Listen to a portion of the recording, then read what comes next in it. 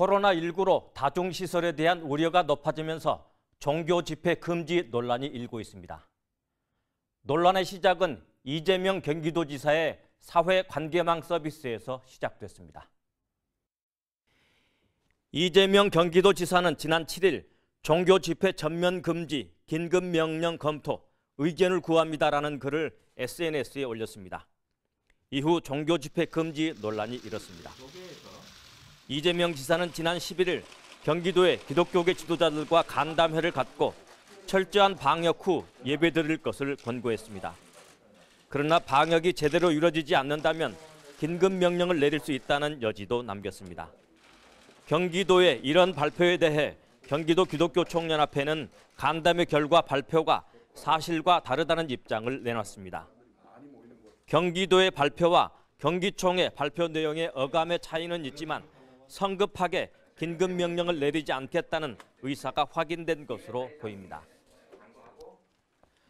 도민들의 건강을 위해 일시적인 집회 금지 긴급 명령의 필요성을 강조하는 경기도와 어떤 형식이든 종교의 자유가 침해돼서는 안 된다는 기독교계의 입장이 다를 수 있습니다. 기독교계는 당국이 강제로 집회를 중단할 수 있다는 데 대해 아주 민감한 반응을 보이고 있습니다. 우리 기독교 역사에서 당국이 교회를 폐쇄한 경험은 신사참배를 강요했던 일제시대 외에는 없었습니다. 기독교계는 당국의 집회 금지에 대해 일제시대를 떠올릴 수밖에 없습니다. 코로나19 사태 이후 주일 예배를 두고 각 교회와 교단의 대처 방식이 다르게 나타나고 있는 것은 사실입니다.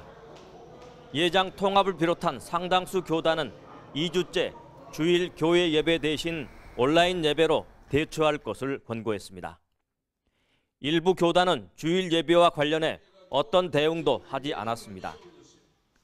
코로나 대처를 두고 교회와 교단별로 차이는 있지만 이 차이가 집회 금지를 정당화시켜주는 것은 아닙니다. 교회와 기독교인들에게 가장 큰 압박은 예배를 드리지 못하게 하는 것입니다. 비록 한국뿐만 아니라 세계의 교회가 이런 탄압에 맞서 싸워왔습니다.